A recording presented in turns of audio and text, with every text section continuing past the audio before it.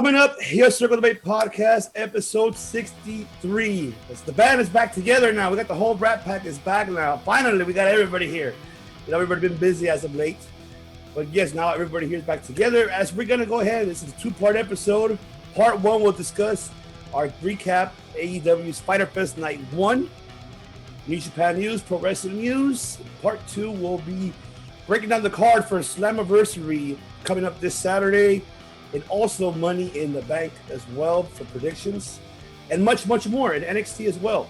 So don't go anywhere as episode 63, and click on the link on the bio right below this video as 63 starts right now.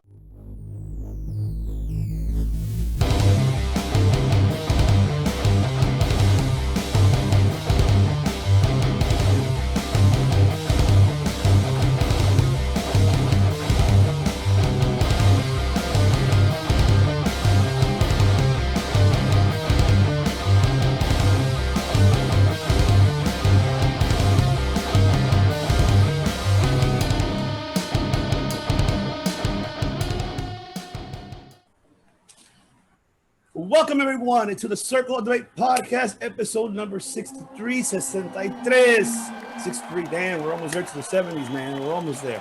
We're almost to Matt's favorite number, 69, how Mike said. That's his favorite number. That episode's going to be so crazy. That is right. It's the host of Devious One I've been seeing here with my other hosts, the Familia. We're back together, man. The Rat Pack, the Four Horsemen. The D-Generation West is back together finally after the scheduling, and we finally got everybody here together. So let me go ahead and introduce.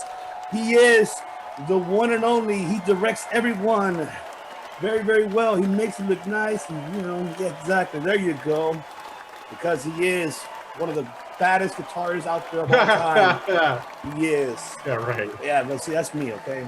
Yes. Don't kill it for me, man. I love you. All right. Thank you. The one and only, ladies and gentlemen, Chris Kelly. What's up? Oh, and also, we have the hat of all hatters. He is no longer Mr. Callis because it's out of his brain now. I had to surgically got fired from Matt's soul. Yeah, he got fired. It's like literally like my soul's called Impact, and then I had to fire him. Real men get fired. But yeah, you see me ride like a motherfucker, sliding. You see me ride.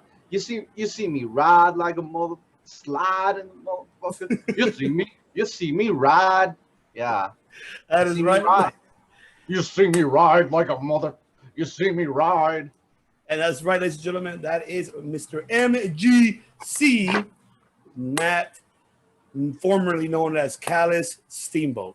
Ladies and gentlemen, Matt chokes on water, Steamboat. Matt. Oh, not enough steam, too much boat. Too much steam. Too much carbonation water. Carbonation. You gotta be careful. Carbonation. That's my carbonation. This is such a funny episode to listen to. It's like, yeah, I literally was choking on water at this point. It happens. It happens. And of course, this man is, we have to give him the introduction because, ladies and gentlemen, because he is a multi-time recording artist, a graduate from Cal State Dominguez Hills. He is also a 2018, 19, 20, and 21 World Karaoke Champion because he lives 1,977,000 miles from Winnipeg, Minnesota, Canada. Because he is the master disaster, the king of sting, the man with a plan, Money, by God, of podcasting, Lopez.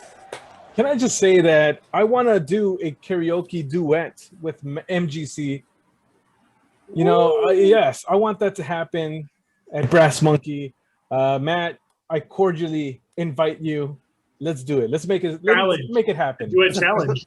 There's enough amazing secret spots for like the after party over in that part of town.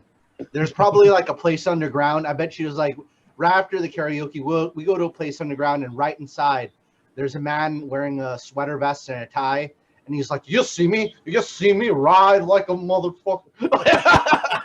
That's like the first thing you see. It's like, yeah, we're gonna party in K-Town with this guy in a sweater vest. You see me ride like a. That's right, ladies and gentlemen. We're back in action, us four once again. Man, what a week of professional wrestling. This whole month of July is nothing but booked, different promotion, not just only one. But let's talk about the one that actually happened this past Wednesday night, and that is AEW's Fyter Fest Night 1. Great overall, right in the city of Texas, right in the city of Sammy Guevara. And City of Texas. Right? Not the state.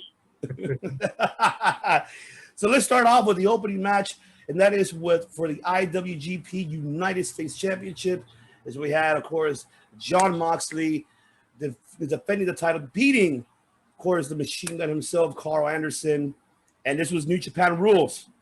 So I'm going to go ahead and take it to the director. Your thoughts about the opening match?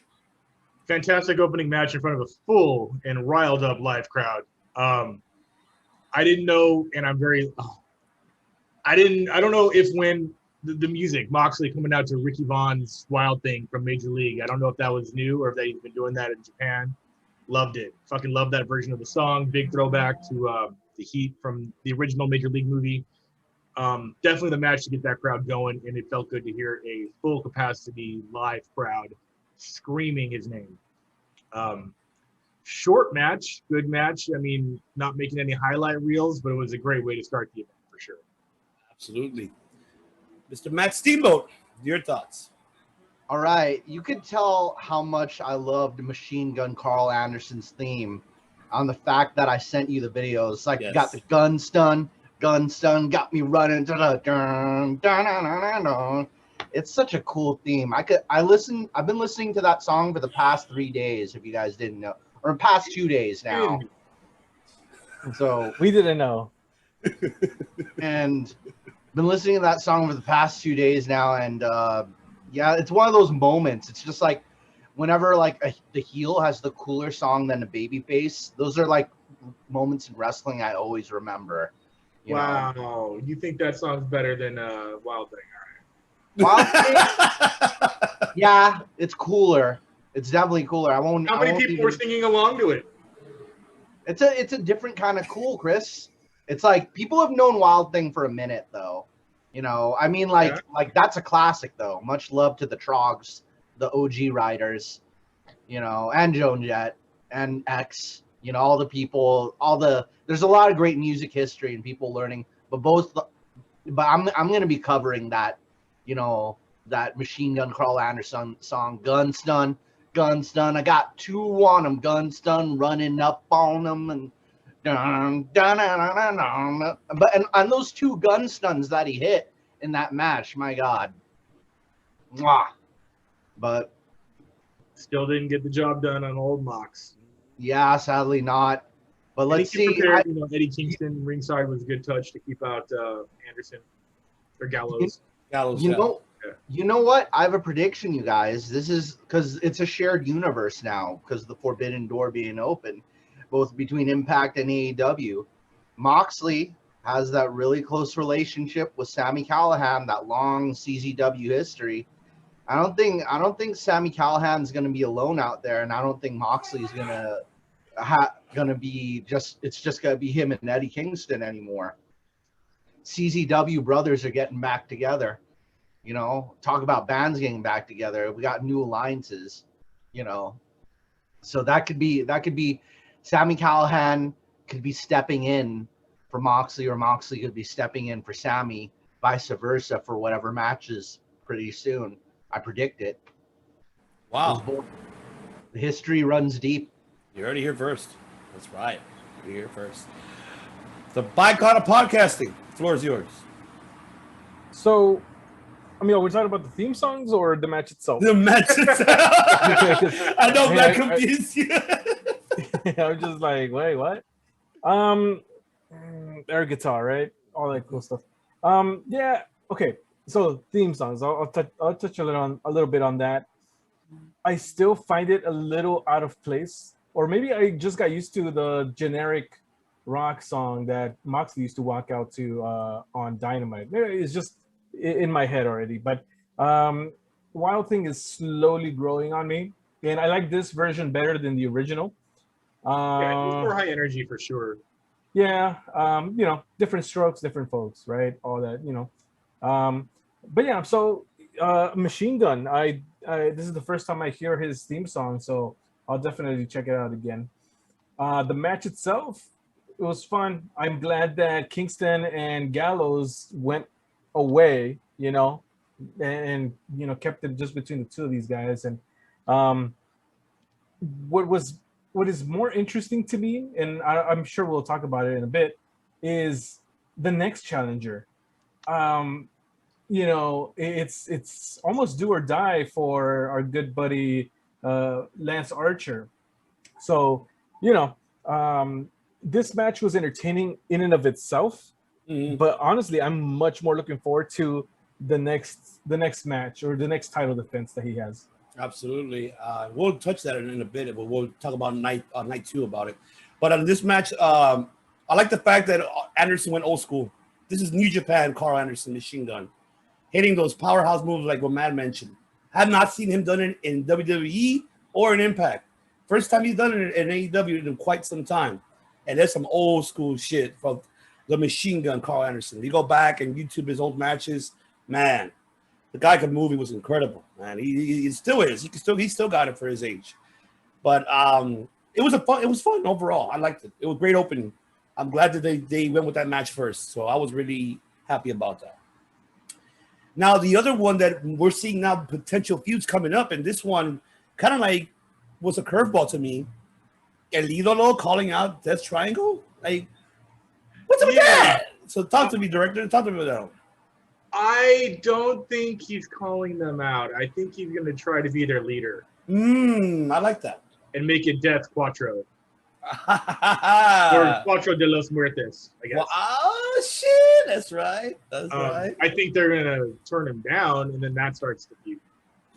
Or they don't. I don't know. I can't imagine him going all gothy, but we'll see. But I don't think it's as easy as him picking a feud for sure. I think he's going to be like, hey, remember your roots, Mexico, shit like that, and kind of lucha, and be like, why are you with Pac when I'm mi hermano type shit. So Yeah.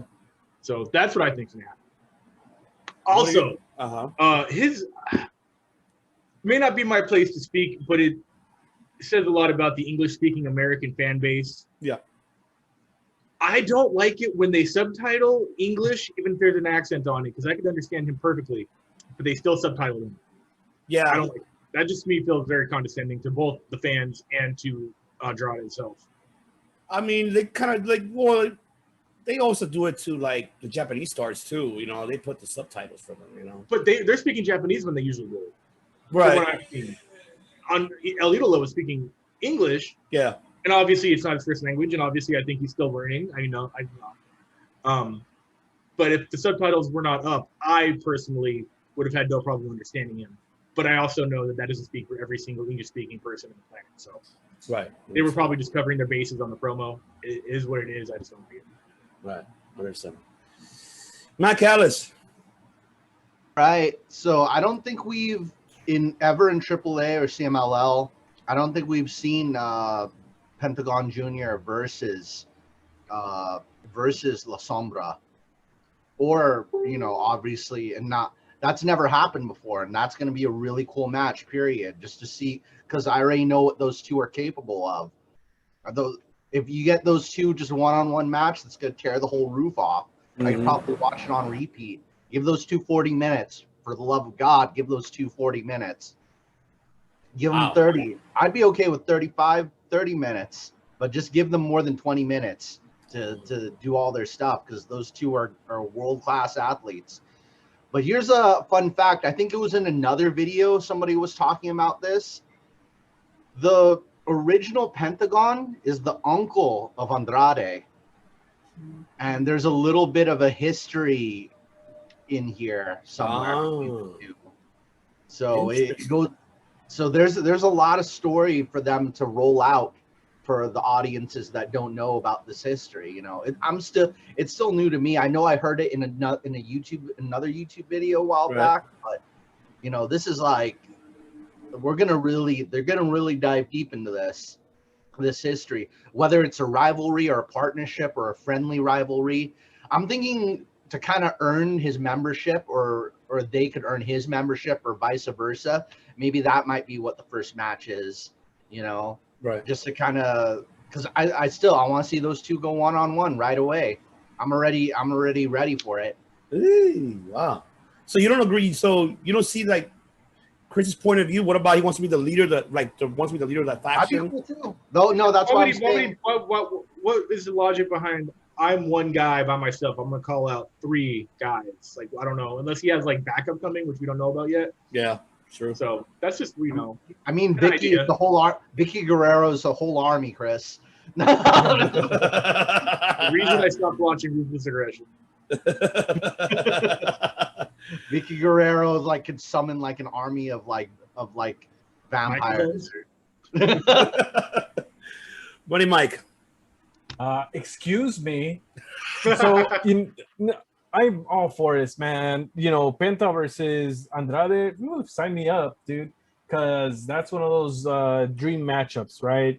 And him versus Phoenix, even. You know, I don't know if Pac and him went one-on-one in WWE or if they ever crossed paths. I don't know about that, but I definitely think Pac was gone before Idolo even debuted. Yeah, it was pretty close to similar coming and going. Yeah, I would imagine. So you know, there you go, third match right there. But like Chris says, you know, why would one guy would be searching for 3? You know, to start a feud with 3 guys unless he has backup. But then again, you know, El Idolo thinking highly of himself to the point where he thinks he can take on 3 guys, right? You know, I guess part of that sort of a character could go with something like that, but you know, remains to be seen. And honestly, yes, I want to see them go against each other, but I also want to see them team up eventually. Mm-hmm. You know, it's so much, they could go either way, and I'm all on board with this because, you know, it'll be great. To quote our good friend Leo, I love it. I love it. That's right.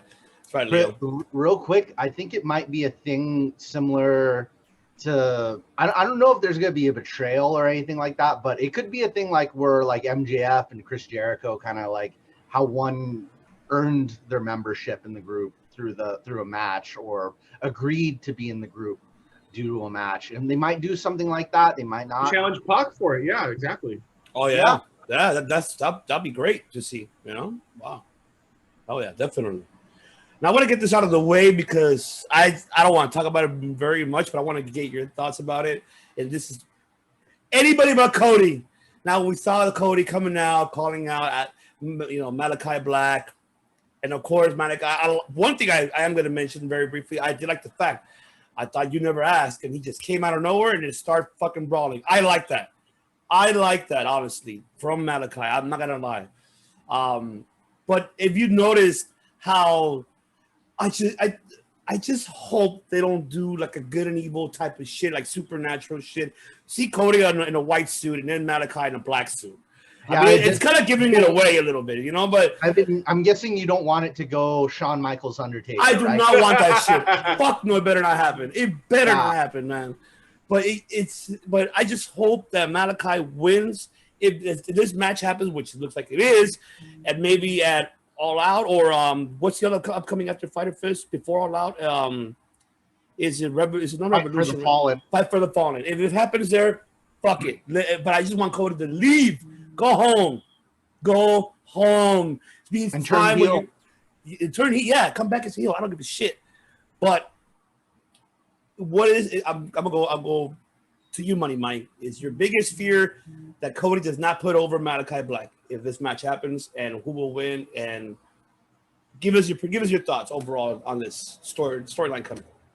I mean, it's not my biggest fear, but it should be Malachi's biggest fear, because coming in and you get buried by Cody and the new golden shovel is not a good way to start off your AEW career.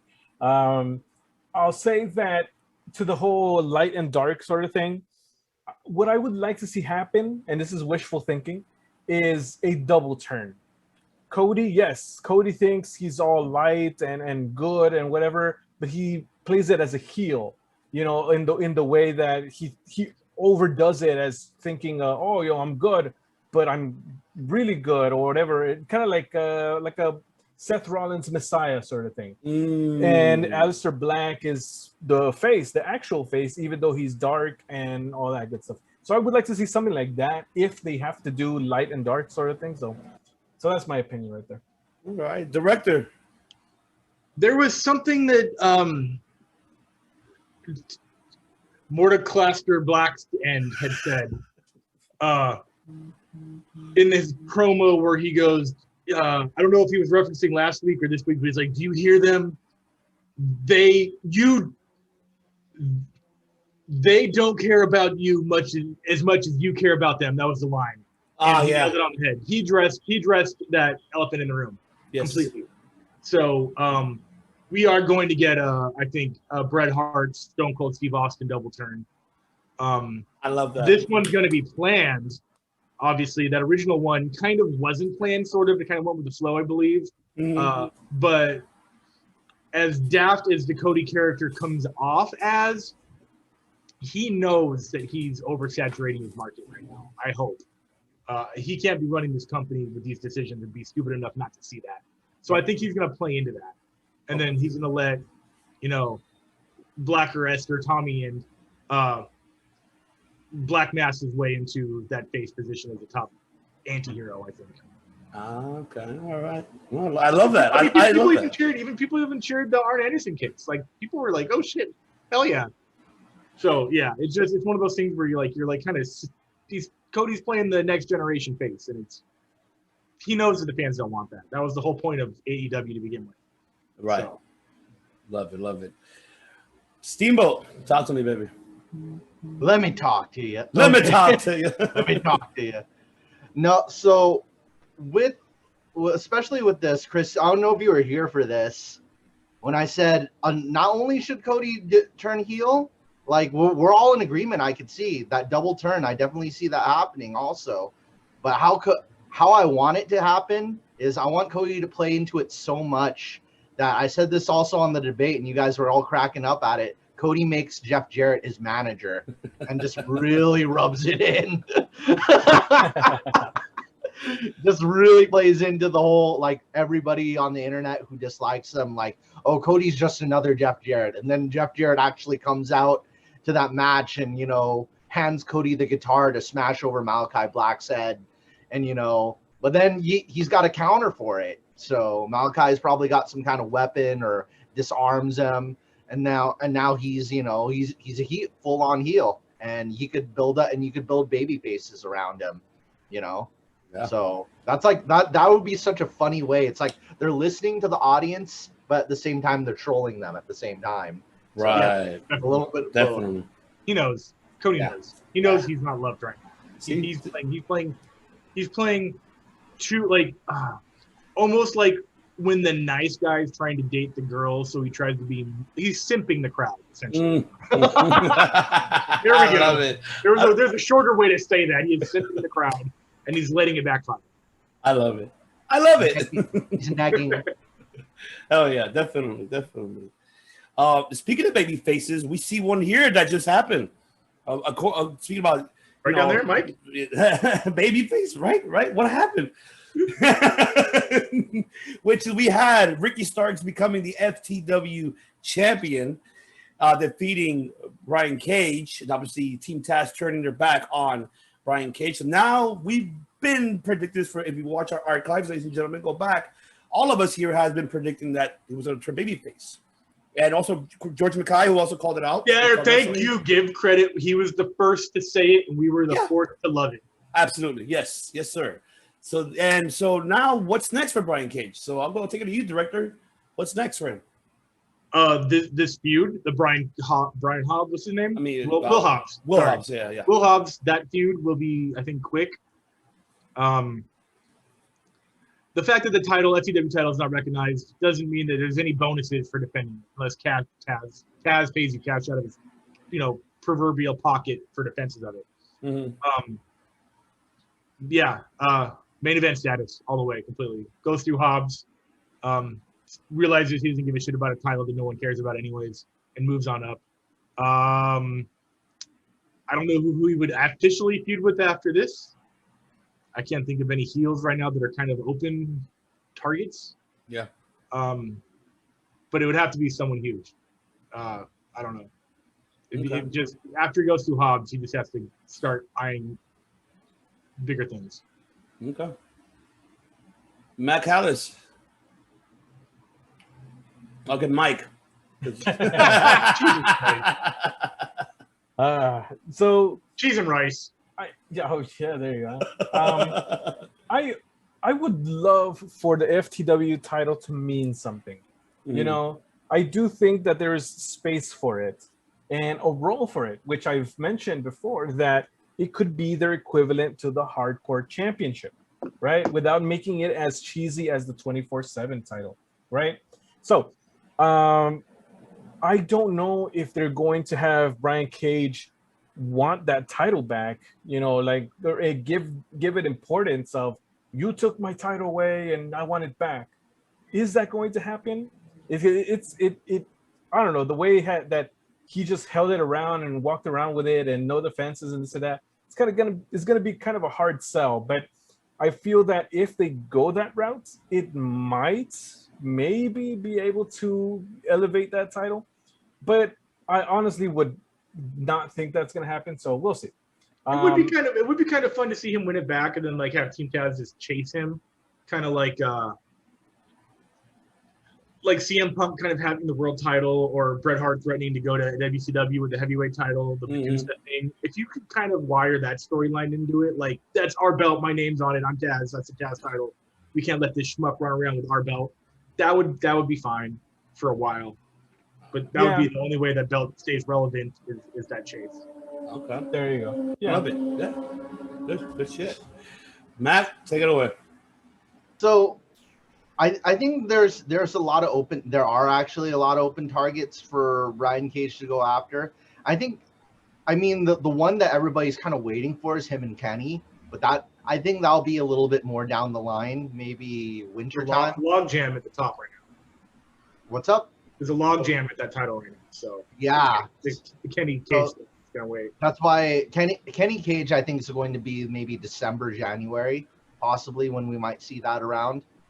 Maybe even February, for Valentine's Day. That's what we'll get. That'll be our Valentine's Day gift from AEW, Kenny versus Brian Cage. But Brian, I guess a lot sooner than later, probably early fall, maybe September, October. I think we're probably going to be looking at Brian Cage and Miro. That fucking, as you said it, I was like, perfect. That's the open heel right there. Yeah. Mm-hmm. I definitely agree with that. That'd be an excellent match. That would be brutal. Yeah. It'll be fun.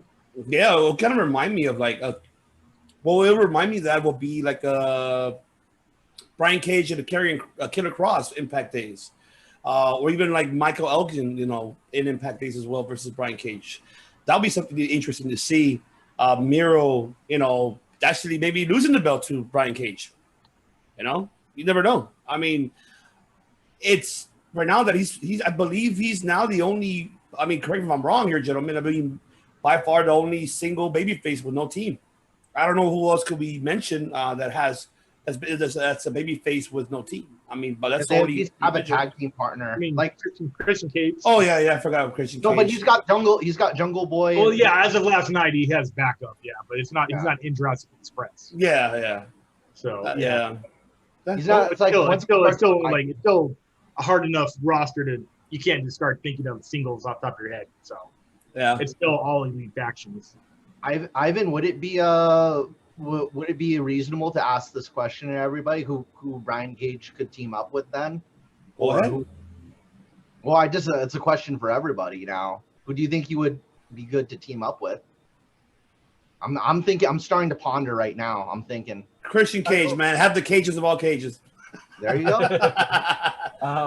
It's not a matter of who he should team up with. It's more a matter of what team he could join, right? Because it's like everybody has a dance partner already, or they're involved with a faction. So what team would we want him to join? So yeah, I honestly, off the top of my head, I can't really think of anybody. Him and Orange Cassidy would be the most Oh, no. awkward thing. That'd be like Rock and Sock Connection. Yeah. It's like awkwardly funny, like awkward baby faces. Like, I'm a bodybuilder. Just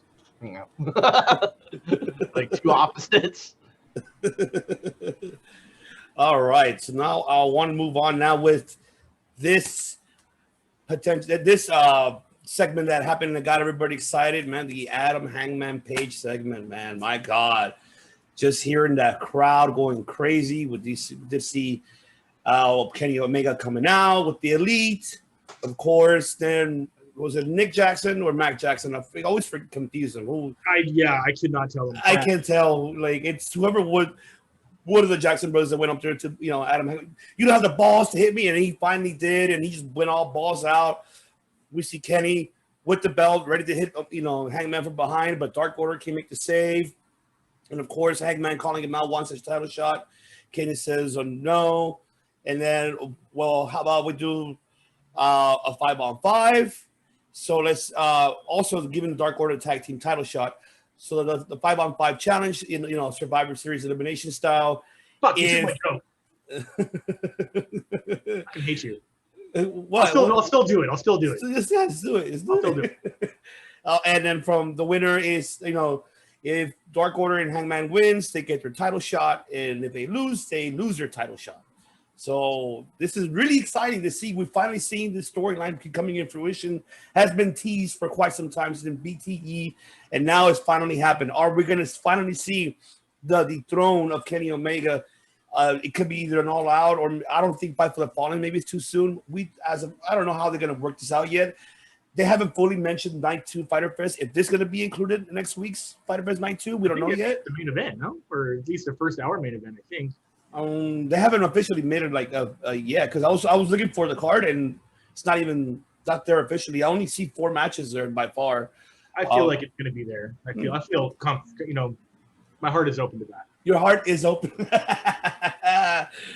Your heart is open. Well, you Mr. Heart Open. Take it away. Yeah, it's fine segment, classic douchebags being douchebags, and then Adam Page being the anti-hero, cowboy shit type stuff, which is good. Cowboy shit. He's not great on the mic. Shit. I noticed, I also realized that I didn't know what Adam Page's voice sounded like. I'm like, I've never heard him talk. And he's not fantastic on the mic, but that might just be time. But give or take, he's in the right spot for his career. Yeah. I like that they're giving us something we've never seen before. This 5-on-5 team versus team elimination style tag, where you have to survive a series of matches within one match. It's so new and so fresh, and it's everything AEW stands for. It's not hashing out old shit they've seen before. You've never seen a match like this ever for the past 32 years. You've never seen factions feuding where they're in a match where they tag, but then when you lose, you get eliminated. Completely new, original AEW idea. Love it. And I think if it's not the main event of the first hour of next Fyter Fest, it's the main event of the actual Fyter Fest. Okay. Wink. That was sarcasm, ladies and gentlemen. Matt Callis.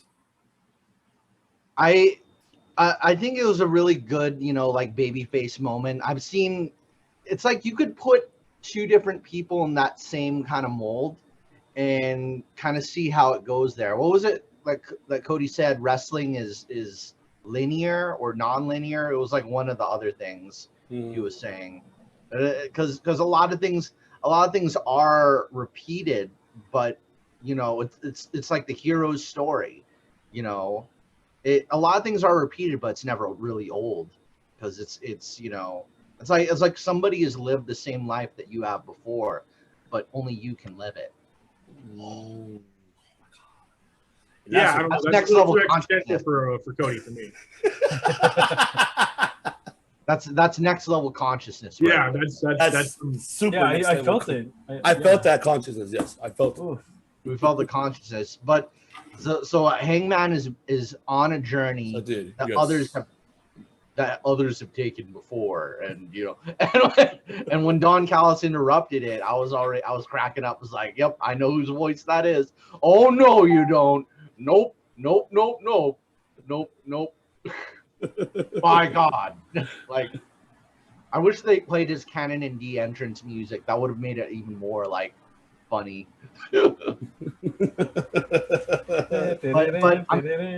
I wanted there. I've been like Chris been saying. I've wanted there to be like a Survivor Series type match because like, how else like other than Blood and Guts, how else can you kind of like put factions against each other with something on the line? Because you have to put something on the line, and then I mean, with that sentence right there, if they didn't just do a fucking Stadium Stampede, I would love to see not the same people in Stadium Stampede that we've had the past 2 years. Obviously, the Bucks and Kenny Omega are involved a little bit, but the Dark Order wasn't, and then Sean Spears and them. Not Sean Spears, whoever's in the BTE. The Elite, the Young Bucks, yeah. Like, give or take one or two of the same people, but Dark Order has never been in one. I know Adam Page was in the first one. So Yeah. I would love to see it not just be heralded or held with the same teams essentially every year. I would love to see it be an annual event with different teams. maybe more than 5. That way, more than 5 would also be cool. Just to get like Nakazawa and Brandon Cutler in. That makes sense. Mix. And then you get more members of the Dark Order in the mix as well. Yeah, like 11 and shit, like -1. I mean, he is 11. He is 11, but his name's -1. I'm confused. Yeah, dude, totally have him just do oh my god damn it, that would be so sick if he came out of nowhere at the very end and did like a frog splash on a Kenny and got the pin. That would be hilarious. Oh man. Right. Everyone's like, "What's going on? Who's that? Oh my god, that's -1. Frog splash. 1, 2, 3." And that's how it ends. Book it. Yeah. I actually just got an idea just because of like the people added to the factions. Once Anna Jay is recovered and comes back, Riho could turn heel and feud with a babyface Anna Jay. Yeah, love that. I Love love that. that. Not enough Japanese heels. Yeah, we'll get some more interesting because I already told everyone like my idea for Hikaru Shida as a heel.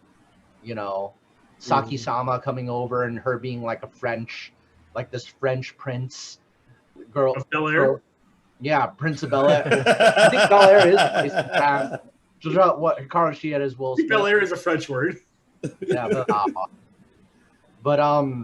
but yeah, Riho as a heel because she's aligned with Nakazawa and Kenny, so that's why that would be like that would give her another dimension to her character other than just kind of being, the happy girl that could do flying. I was gonna say the happy-go-lucky waving and shit. Yeah, I feel you on that. Yeah, a little bit more sides to her, and then we get to see babyface Anna and everybody getting to cheer her on. So. Mm-hmm. All right. Money Mike, you're talking about this segment. Are you excited? You need to know what the segment was. So let's see. So Kenny Omega and the Elite and Dark Order and Hangman, right?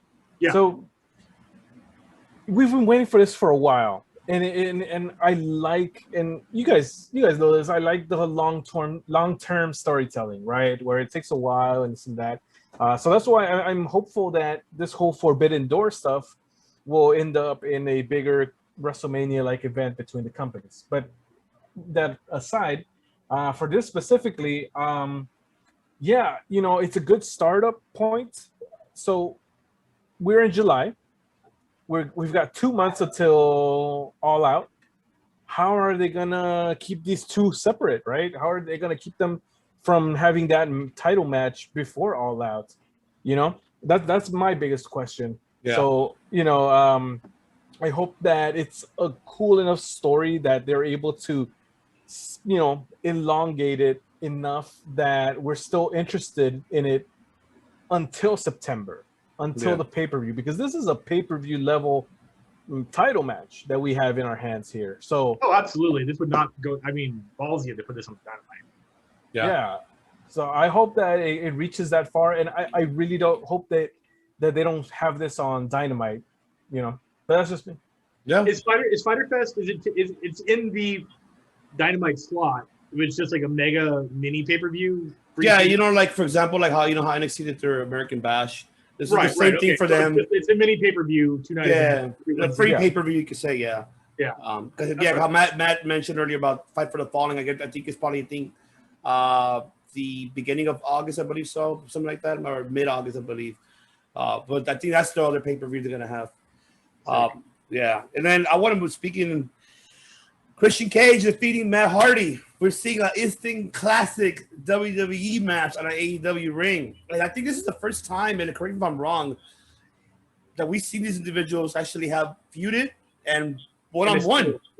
Yeah. This is first, not as a tag team, but as individuals. And it was actually not a bad match. It was a great, classic, old school feeling, the attitude wise, like when during their time. And it was great. I actually enjoyed it.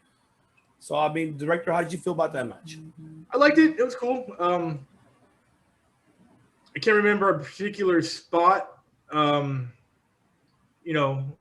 reel level spot out of it, just off the top of my head, even though I watched it this morning. I do like that Private Party tried to get involved, but then didn't, I think. Yeah. Like they were ringside. I don't remember the jump. Yeah, Jurassic Express came out, held them ringside, right? Yeah, okay. So obviously this feud's not over. We're obviously going to get Jurassic Express and Christian Cage versus Private Party and whoever else is in the Hardy Party. It's some kind of tag faction match. All elite factions. I don't know what that's going to settle. I don't know if there's going to be a stipulation like with was it Matt Hardy and Adam Page, where if Adam Page lost, then he would have to pay like 20% of the revenue from merchandise. Was that the feud that they just ended? Something like that. Was that Matt Hardy like a couple months ago? Right. That's what I'm saying. Is like Matt Hardy will put in this like legal stipulation, so maybe that's going to come for this faction fight. Should happen next week in Fyter Fest, and then I think maybe move on. Mm-hmm. I'm cool with that moving on already. I'm not really a big fan of super long storylines that take 9 months to get through. I'm over it. Yeah. I think if you beat someone, it should be over. Yeah. At least in a clean victory. A clean victory like this, which it was, should be over. Obviously, there were outside factors like, Hardy Party and Jurassic Express coming in. So, yeah, that's the next logical move for that storyline. All right. Money Mike. Yeah, I find it really hard to believe that they have not done a one-on-one match, right? Yeah, that's what I mean, they had to have done something on like a shotgun or a fucking... Or metal or velocity. Wow, or something like that, right? I don't think they ever I did. feel like they probably have, but there was never a main storyline. You know what I'm saying?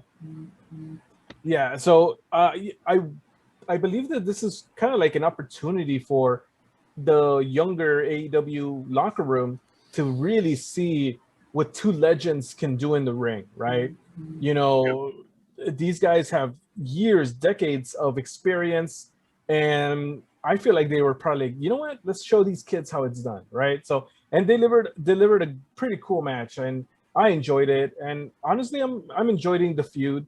I think that it's rare for two guys at this stage to have such a good feud that they are. This is not Goldberg and Undertaker. This is two guys that can still perform. At a collective age of like 86 too. Like they are both in a very healthy autumn of their careers. And I would not have watched that match and said, time to hang it up. They're getting slow. That I can remember definitely. The pacing of this does not reflect their age.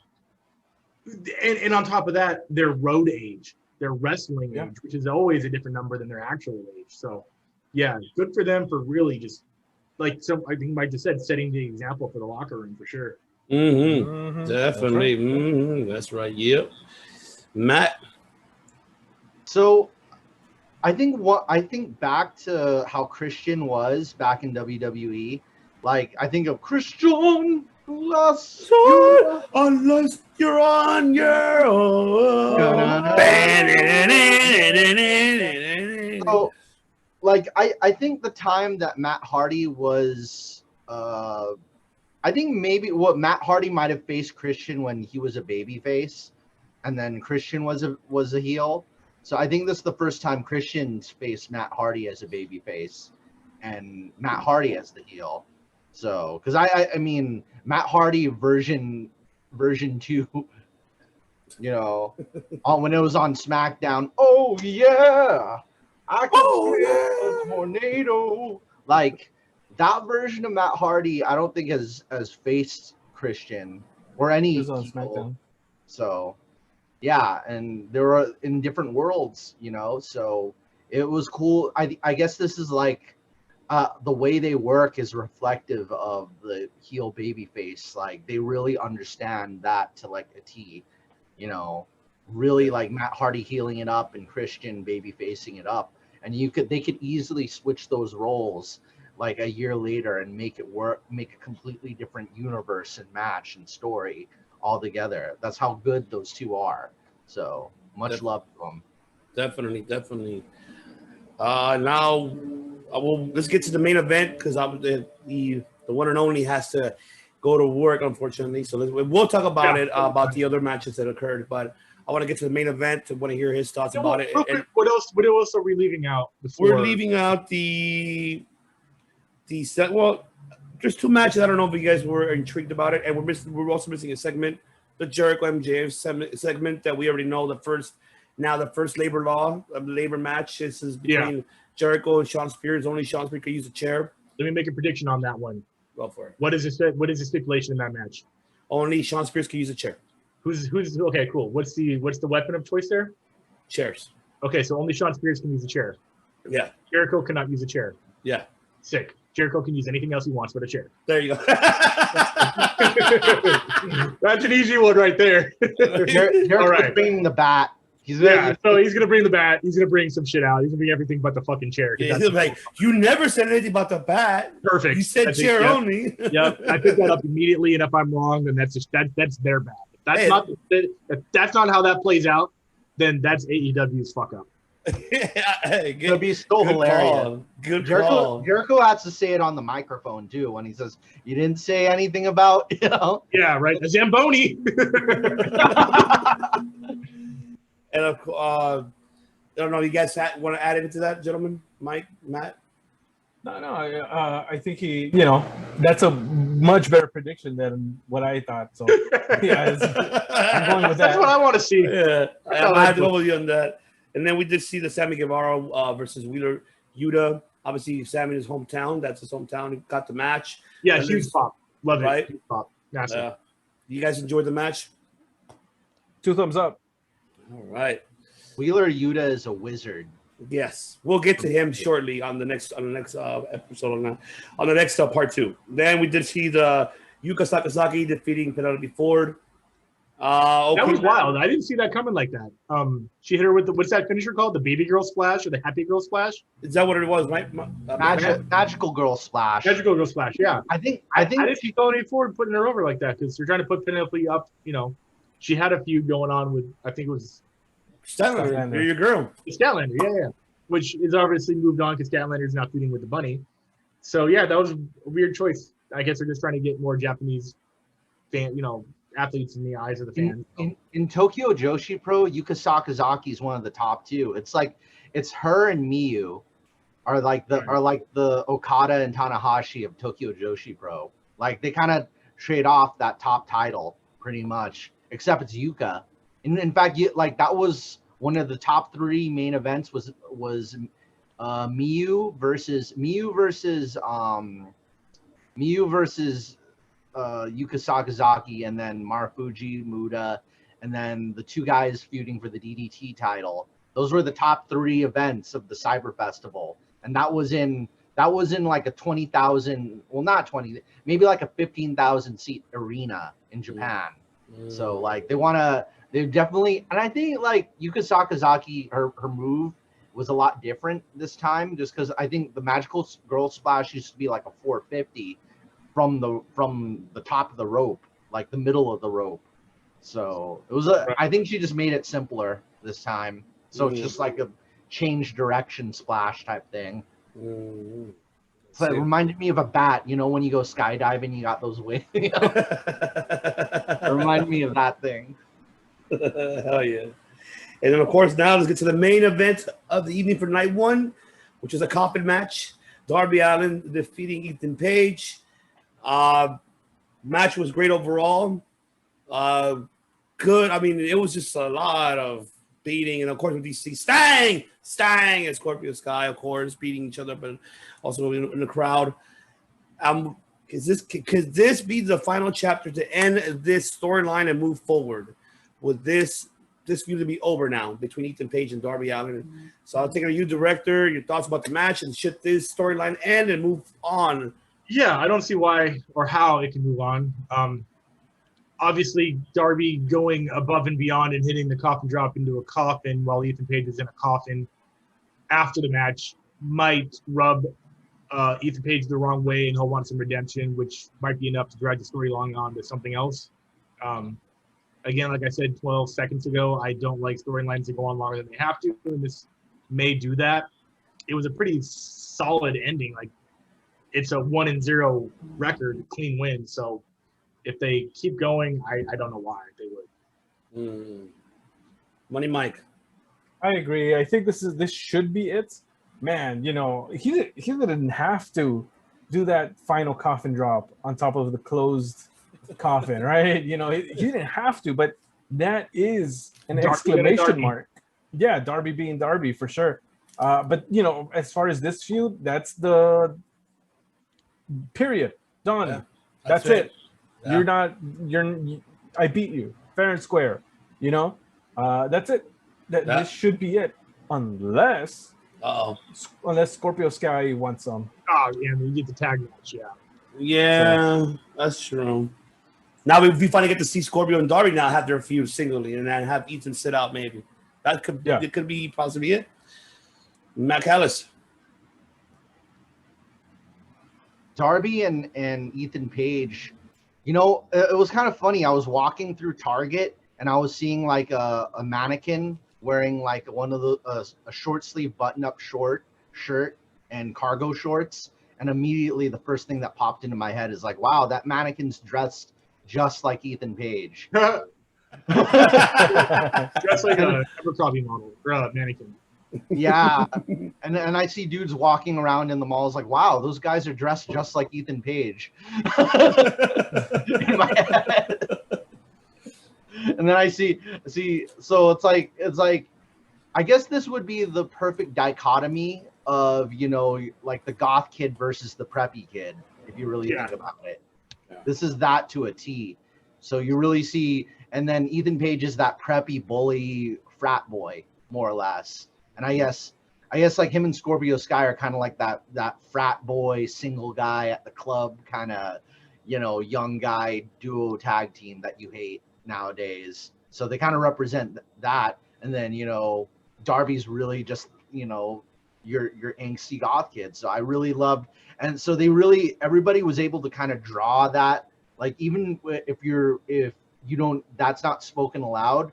I know a lot of people watching that were thinking that in their head. Like, I kind of identify with Darby more. I'm an angsty metalhead goth punk rocker. You know, this is my boy, and he's beating up the preppy bully kid. You know, yeah, with that double finisher. Definitely.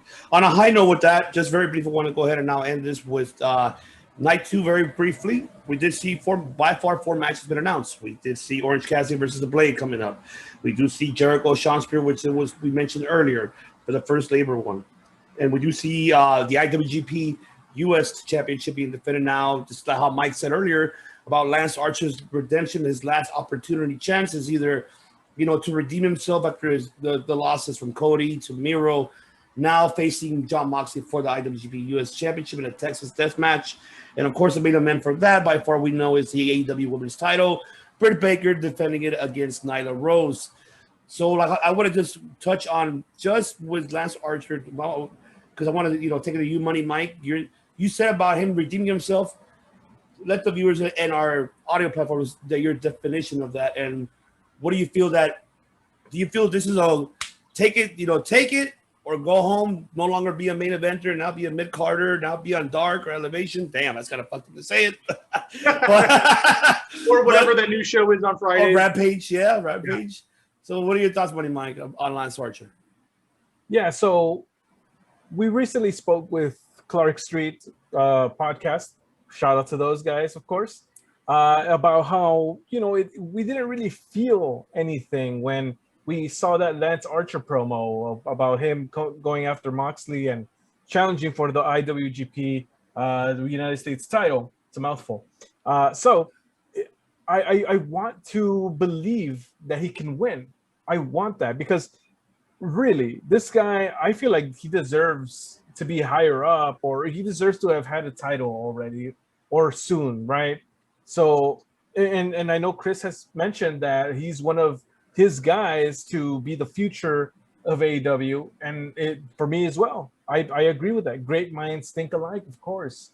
Yes, next level consciousness. See. So, so all in all, I definitely think this is a must-win match for Lance Archer. If not, either he shaves his head or gets rid of Jake the Snake, or there has to be a big change for him and his character to move on. Yeah. All right. Director, do you feel the same way, or do you... About Lance Archer being the future of AEW? Is that what we're talking about? And the title fight with Moxley? Yeah. Yeah. I don't think Lance is going to win this, but I think it's going to be a good fight. Lance is, I think, essentially full face now, I guess. So it's going to be kind of like anti-hero versus anti-hero, which everyone is going to cheer for. I mean, they're going to obviously cheer for Moxley more. And I don't think Lance is going to win the match. But that would be kind of cool. I mean, he gets it back. They'd be 1-1 as far as that belt match goes. But that wouldn't put Lance as the face of AEW by winning another promotion title. So yeah, it depends on where they want Lance to represent himself in which company. You know what I'm saying? So yeah, Lance kind of falls into that same abyss that Brian Cage is in. Like, who is next? What's the big next step? He's a big heavy hitter, great manager. Jake the Snake talking for him. And obviously we may not get Brian Cage versus Lance Archer next. That would be kind of cool. But again, that's face versus face. So there's a lot of dust in the big men divisions that I don't see how it's going to land. Yeah. Shout out, by the way, to Dustin Starr from Championship Wrestling from Memphis. They had Lance Archer in the show.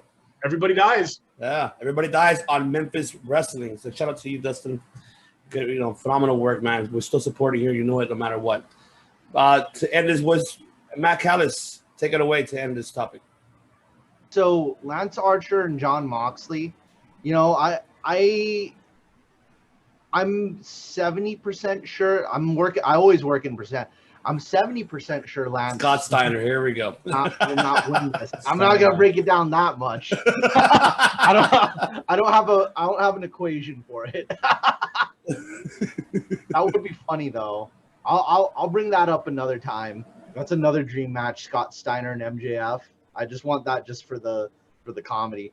No, but Lance Archer and John Moxley, I want Lance Archer to win, but I don't think he will. And I don't know if it would be as fun as Juice Robinson just getting it back again, because like he got it back like again and then he lost it again, then gets it back again. They got to do something different with it. Either that or really bring it back to make that the new secondary title of New Japan. I know they're kind of doing that with the Never Open Weight, but I guess like there's a lot of ways they could do it. They could keep bringing people over.